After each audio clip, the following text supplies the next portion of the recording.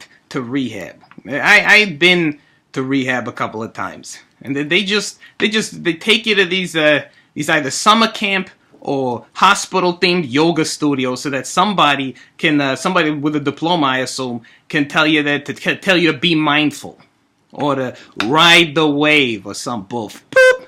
And then you ask, like, what does that mean? What does that mean? Ride the wave. It sounds like you're just telling me to pay attention and get my boop together. If I could have did that, I wouldn't be in this situation. And I assume that can't be what it is that they're trying to say. So I in multiple places, multiple times, I've asked them, what does that mean? What are you saying? And they say, well, it means to be in the moment. What does the boop does that mean?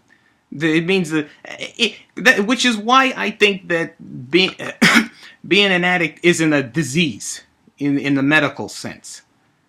Unless you want to consider anything having to do with the mind, biological, and anything you don't like about it a disease. But I think that it's, for some reason, it's in me to ask too much of life or something. Because apparently living a life that is not perpetually frustrating, that is not a constant battle, is too much to ask. And all these people respond with is, we'll if you pay attention, we'll get to it. If you listen, it'll be explained or something. But it never does get explained. It seems that what they call therapy is not medicine. It's not therapy. It's advice. That really the implication there's something wrong with me. It's not a medical problem. But they keep wanting to tell you that. And then sometimes, and then when you're asking these questions, sometimes the other addicts, they get up and they get in your face or whatever, and they're like, hey, other people here are trying to learn, and that's what you should be doing too. And you can tell they're all in solidarity about it. Even the teacher. It's like being in school all over again. And that's what I get the impression that's what it takes. That's the kind of person it takes to be. To say that this worked for you. I would even if you would even call it that working. If I had to say, I wouldn't say that anybody benefits from that nobody benefits from rehab. It's more like your nervous system acquiesces, but it doesn't go away. You don't really recover.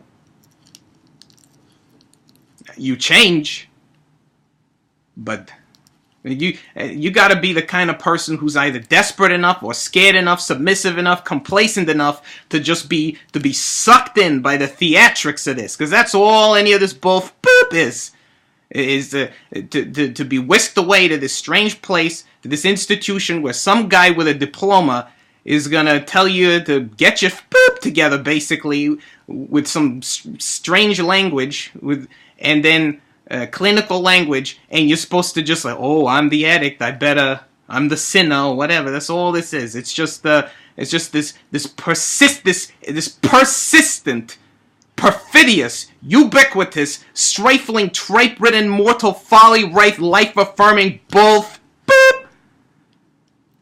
And all it does is to try and convince you to tell yourself that everything's fine when it's not. That no matter how bad life is, that you better just buck up and grin and bear it and tell yourself life is good. That even if it's not true, because complaining about it ain't gonna help. It will only make things worse. And I had friends that committed me to a hospital, and then after they torture you with drugs, and then they tell you it's for your own good, or they tell because we're doing this because we love you. Then after all this bullshit, your friends come back. They got the nerve to show their face again, but you're so out of it, you don't even have it in you to be angry anymore. And they tell you that they start telling you horror stories about what place like Haiti or Africa or some country where the people have brown skin, and it shows you the depravity of humanity. It shows you that nobody on this earth lives because they find meaning in this. Nobody does this because they want to do it. Nobody's here because they find something worthwhile in this life. They do it because they answer to life's authority. They are afraid of its power. They learn that they better just make it, life is damage control.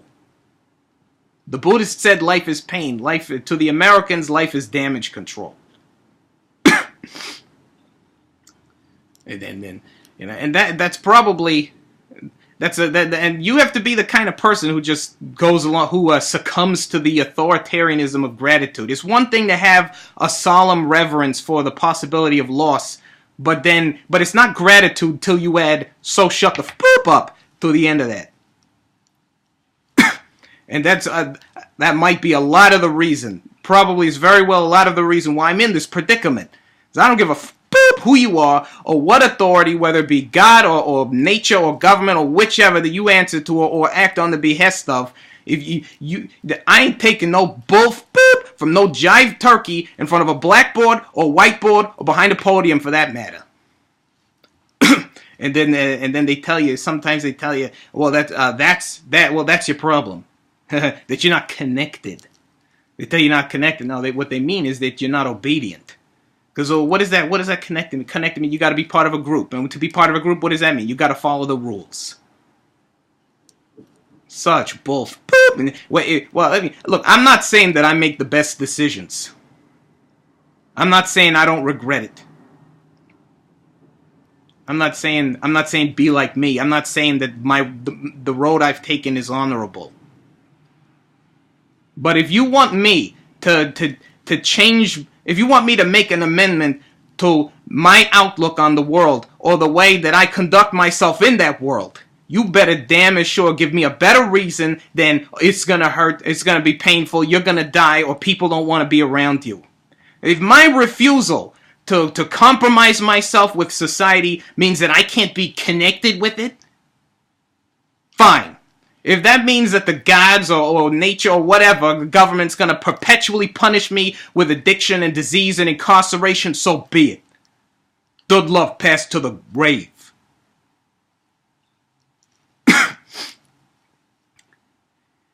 I'm not sure how much I won't regret saying that when the pain really sets in. Talk really is cheap, but for now, sound, sober, mind, and body. I am still sober, I think. I've been blacking out a lot.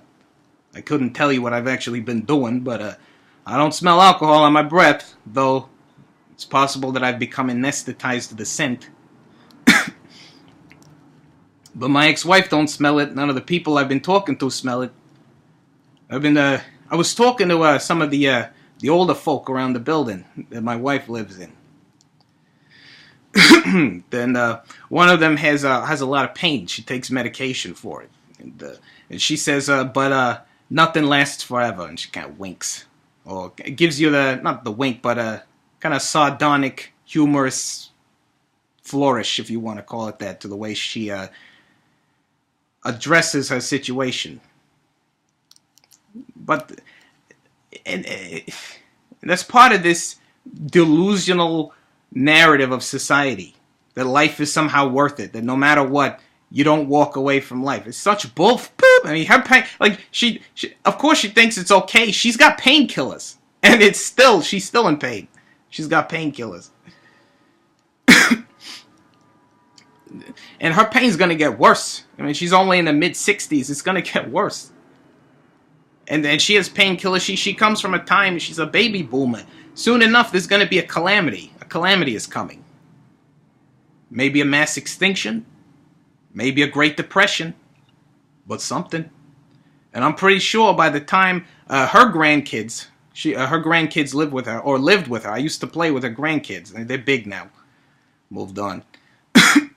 But they look to her, and you can see it in the way they talk. They look to her, and they see how she acts. It's like, it's nothing lasts forever. And they think everything's going to be okay because she can say that. By the time they reach that stage of aging, there's not going to be enough medication for them.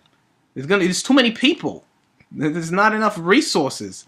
They're not going to, even if there's any left, they're not going to be able to find it or afford it. It's too great a risk. And that assumes that it's even going to wait that long. I mean, their generation, they're taught not to question these things. They're taught that life is inherently good, and that as long as you devote your time to learning some set of skills and finding some guy or some girl and sucking on their face and having their kids, that's all that life is about. Life is pain.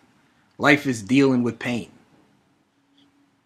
You ain't got that in order. None of this other bull matters. It doesn't matter how much you lived or what you've built or how much you've loved. It ain't gonna matter when that comes. It's none of this bull matters.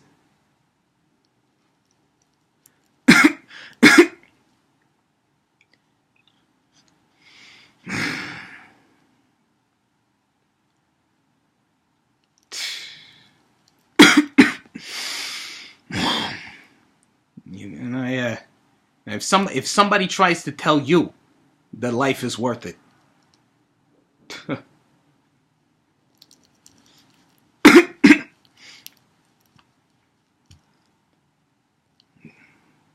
right, I'm done here.